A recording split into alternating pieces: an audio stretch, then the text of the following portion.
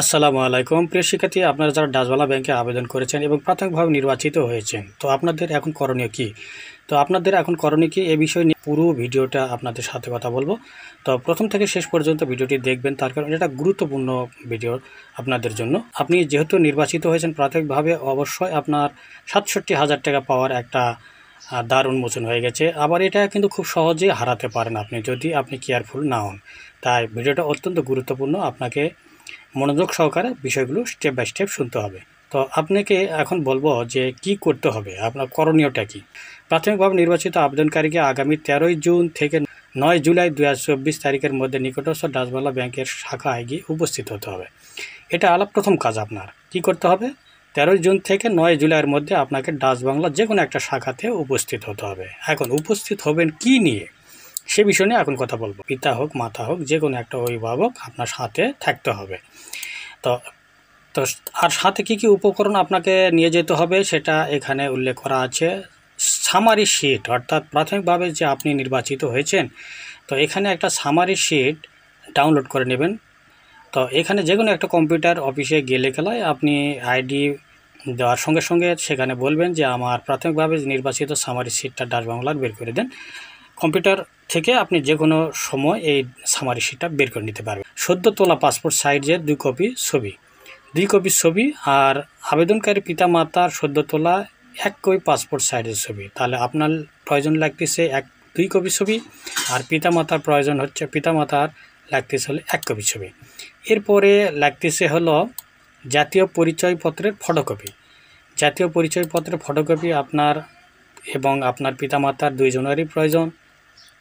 আপনার যেহেতু জাতীয় পরিচয়পত্র এখনও যদি না হয়ে থাকে, অতএব আপনার জন্ম সনদটা সাথে নেবেন। এরপরে আপনার যেটা লাগতেছে সেটা হলো এসএসসি পাশের ট্রান্সক্রিপশন অথবা মার্কশিট এর ফটোকপি। তো মার্কশিট আপনারা যেহেতু অনলাইন থেকে প্রিন্ট করে নিয়েছেন, এটা সাথে নেবেন। তারপরে এসএসসি পাশের রেজিস্ট্রেশন কার্ডটা, এসএসসিতে আপনাকে যে রেজিস্ট্রেশন দেওয়া হয়েছিল কার্ড, সেটা সাথে নেবেন। তারপরে প্রশংসাপত্র প্রতিষ্ঠান থেকে এটা পাওয়া যাবে, প্রশংসাপত্র ফটোকপি এটা সাথে নিতে হবে। এই সমস্ত জিনিসগুলো পরে নেবেন, এটা যারা চাকরিরত অবস্থা রয়েছে তাদের জন্য। এছাড়াও আপনি যদি প্রাথমিকে বৃত্তিপ্রাপ্ত হয়ে থাকেন, তাদের জন্য একটা নির্দেশনা দেওয়া আছে। এই জিনিসগুলো সাথে নিয়ে আপনাকে ডাচবাংলার যে কোনো একটা শাখায় উপস্থিত হতে হবে। প্রিয় শিক্ষার্থী, তো কী জিনিসের প্রয়োজন হচ্ছে সেটা কিন্তু আপনাকে দেখানো হলো।